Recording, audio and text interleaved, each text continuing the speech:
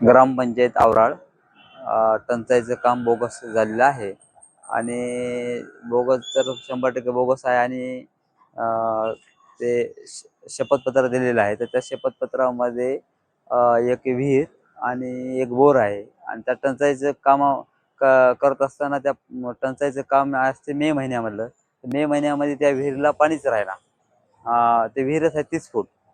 मग असं कागदपत्री व्यवहार झालेला आहे आणि पूर्ण बोगस काम आहे. तर मग साहेबाला मी अर्ज देऊन चौकशी लावली होती. तर त्या चौकशी दरम्यान साहेब लोक आले होते. माझे सगळे मॅनेज होते.